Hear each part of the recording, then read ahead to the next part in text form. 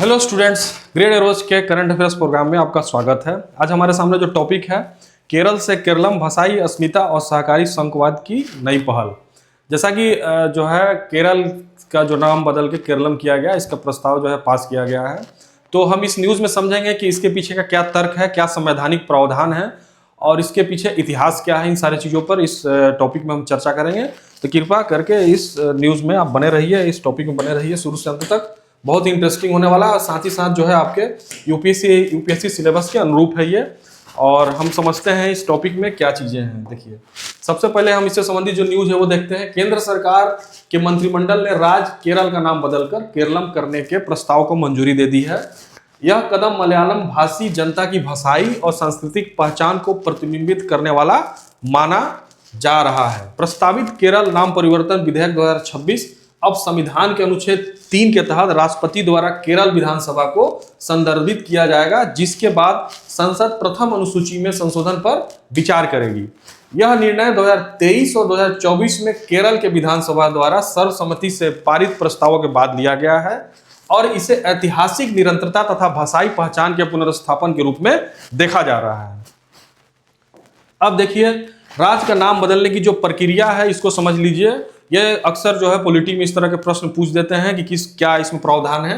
ये देखिए, संवैधानिक और कानूनी अधिकार। संविधान का अनुच्छेद 3 संसद को नए राज्य बनाने, सीमाओं में परिवर्तन करने तथा राज्यों के नाम बदलने का अधिकार देता है। इसके जो प्रमुख चरण हैं, जो प्रोसेस है वो समझिए। प्रस्ताव राज्य सरकार द्वारा प्रारंभ किया जाता है, फिर गृह मंत्रालय यानी मिनिस्ट्री ऑफ होम अफेयर्स द्वारा इसका परीक्षण किया जाता है। खुफिया ब्यूरो, सर्वे ऑफ इंडिया और रजिस्ट्रार जनरल ऑफ इंडिया, डाक विभाग और रेल मंत्रालय आदि से परामर्श लिया जाता है। राष्ट्रपति द्वारा विधेयक को राज्य विधानमंडल को राय हेतु भेजा जाता है। संसद में विधेयक की प्रस्तुति और पारित होता है। इसके बाद तब जो है राष्ट्रपति की स्वीकृति और राजपत्र की अधिसूचना होती है, यानी गैजेट में प्रकाशित किया जाता है। गैजेटेड ऑफ इंडिया में गैजेट ऑफ इंडिया का होता है, उसमें फिर प्रकाशन अंतिम रूप से किया जाता है। तभी इसको माना जाता है कि राज्य का नाम बदल गया। तभी अभी वर्तमान स्थिति इसकी यह है कि केंद्रीय मंत्रिमंडल ने प्रस्ताव को मंजूरी दे दी है। राष्ट्रपति विधेयक को केरल विधानसभा में भेजेंगे। विधानसभा की राय प्राप्त होने के बाद विधेयक संसद में प्रस्तुत किया जाएगा। फिर आगे का जो प्रोसेस है उस हिसाब से किया जाएगा। ठीक है, अब हम समझते हैं कि नाम परिवर्तन के पीछे जो तर्क है वो क्या है। इस चीज को समझना जरूरी है, इसका बैकग्राउंड और पृष्ठभूमि को समझना जरूरी है। देखिए, भाषाई पहचान। 1 नवंबर 1956 को भाषाई पुनर्गठन के दौरान केरल का गठन हुआ था। मलयालम में राज्य का नाम केरलम है। केरल पृथ्वी दिवस राज्य के गठन का स्मरण कराता है। संवैधानिक विसंगति क्या है? संविधान की प्रथम अनुसूची में राज्य का नाम केरला यानी KERALA दर्ज है। विधानसभा प्रस्ताव में इसे केरलम करने की मांग की गई। 2023 प्रस्ताव में त्रुटि क्या हुआ? 2023 के प्रस्ताव में 8वीं अनुसूची की सभी भाषाओं में बदलाव का प्रयास किया गया था, लेकिन तकनीकी कारणों से 2024 में नया प्रस्ताव पारित करना पड़ा। यह पूरा नाम बदल परिवर्तन के पीछे जो है ये तर्क है। ठीक है, अब समझिए कि ऐतिहासिक पृष्ठभूमि इसका क्या है, यह भी जानना जरूरी है। देखिए, केरलम नाम की उत्पत्ति अशोका के शिलालेख रॉक एडिक्ट 257 ईसा पूर्व में केरल पुत्र का उल्लेख जो चेरा वंश से जुड़ा माना जाता है। देखिए, हिस्ट्री से इस तरह के क्वेश्चंस पूछे जाते हैं, तो इस चीज को भी आप ध्यान से देखिए।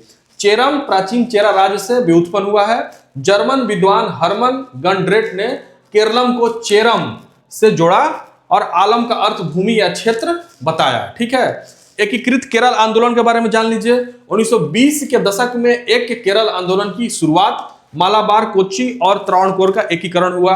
1949 में त्रावणकोर और कोचीन का विलय हुआ। स्टेट रीऑर्गेनाइजेशन कमीशन यानी फजल आयोग की सिफारिश पर 1956 में केरल राज्य का गठन हुआ। ये पूरा का पूरा इतिहास है। भाषाई आधार पर इसका गठन हुआ था केरला का, और ये जो भाषाई जो आयोग था फजल अली यानी स्टेट रीऑर्गेनाइजेशन कमीशन ने इसका रिकमेंडेशन किया था 1956 में। अब देखिए, प्रशासनिक और राजनीतिक आयाम क्या है। निर्णय पर पीएमओ परिसर सेवा तीर्थ में हुई पहली कैबिनेट बैठक में लिया गया। ठीक है, यानी जो विधानसभा वहां का जो जनता का जो इच्छा है उसका सम्मान किया गया। इसलिए जो है इसको कहा जाता है कि कोऑपरेटिव फेडरलिज्म की तरफ बढ़ रहा है। केरला की जो विधानसभा थी या वहाँ की जनता थी वो ये चाह रही थी कि केरलम हो। तो जो कैबिनेट की जो पहली बैठक हुई यानी पीएमओ परिषद जो सेवा तीर्थ बदल गया है, प्राइम मिनिस्टर ऑफिस का नया जो ऑफिस हुआ, वहां पे जो है इसका पहली बैठक हुआ और उस बैठक में ही इसका निर्णय लिया गया। इसे जनता की इच्छा का सम्मान बताया गया, सभी प्रमुख राजनीतिक दलों का समर्थन हुआ, सेवा संकल्प प्रस्ताव के तहत नागरिक देवो भव की भावना पर आधारित सुशासन की प्रतिज्ञा है ये। अब इससे जो है संभावित चुनौतियां भी कुछ उत्पन्न हो सकती है, उसको हम देखते हैं। सरकारी अभिलेखों, मानचित्रों, शैक्षणिक सामग्री आदि में परिवर्तन करना होगा जब ये पूरा प्रोसेस हो जाएगा। साथ ही साथ 2018 में पश्चिम बंगाल को बांग्ला नाम देने का प्रस्ताव बांग्लादेश से समानता के कारण अस्वीकृत हुआ था। तो इसका मतलब ये हुआ कि जब नाम परिवर्तन होगा केरला का, तो पश्चिम बंगाल यानी वेस्ट बंगाल में भी इस तरह का नाम बदलने की प्रक्रिया शुरू हो सकती है। हालांकि पहले भी एक बार कोशिश की गई है 2018 में, लेकिन वो कोशिश सफल नहीं हो पाया था क्योंकि उसका जो नाम था बांग्ला था और बांग्लादेश से वो मिलता जुलता नाम था, इसलिए जो उस प्रस्ताव को स्वीकृत कर दिया गया था, या वो मंजूर नहीं हुआ था, या प्रक्रिया आगे नहीं बढ़ी थी। लेकिन अगर इस तरह की होगी तो यह संभावनी चुनौती हो सकती है कि वहां फिर से मांग उठे इस पर। विधानसभा चुनाव से पहले निर्णय राजनीतिक व्याख्या संभव हो सकती है इसकी, ठीक है, कि ये जो है इसके पीछे सेंट्रल गवर्नमेंट का कुछ पॉलिटिकल चाल तो नहीं है, तो इस तरीके से व्याख्या होती है। तो ये एक संभावित चुनौतियां इसमें उत्पन्न हो सकती है। अब देखते हैं हम लोग इसका महत्व क्या है। भाषाई संघवाद को सुदृढ़ करता है, ठीक है। अभी तक तो कोऑपरेटिव फेडरलिज्म मतलब राज्य और संघ में जो है एक तरीके से सहयोगात्मक व्यवस्था की बात हो रही थी। भाषाई, चूंकि आप जानते हैं कि भारत विभिन्न भाषाओं वाला क्षेत्र है, अलग अलग क्षेत्र में अलग अलग भाषा बोली जाती है, विविधताओं वाला देश है, कंट्री ऑफ डाइवर्सिटी इसको कहा जाता है। तो उस आधार पर अलग अलग भाषा वाले जब बोलेंगे तो उसमें भाषाई संघवाद को जब सुदृढ़ होगा, तो नॉर्थ और साउथ का जो बात है कि उत्तर में जो है हिंदी भाषी रहते हैं, साउथ में अलग अलग भाषा के लोग रहते हैं, मलयाली रहते हैं, तमिल रहते हैं, तेलुगु रहते हैं, तो उनमें जो है एक सहयोगात्मक संघवाद की भावना को सुदृढ़ करेगा अगर केरला को केरलम नाम जो स्वीकृत किया गया है। तो सहकारी संघवाद का उदाहरण भी है ये एक तरीके से। राज्य की पहल पर केंद्र सरकार की स्वीकृति, संसद की प्रक्रिया, ये पूरा जो प्रोसेस है राज्य के लोग वहां पहल कर रहे थे। ऐतिहासिक और सांस्कृतिक निरंतरता का सम्मान किया जाएगा, जो इतिहास है जो इस चीज को उल्लेख कर रहा है कि केरलम होना चाहिए, तो इस पे भी जो है इस दृष्टिकोण से भी इस निर्णय का बहुत ही महत्व है, ठीक है। अब देखिए इससे निष्कर्ष क्या होता है।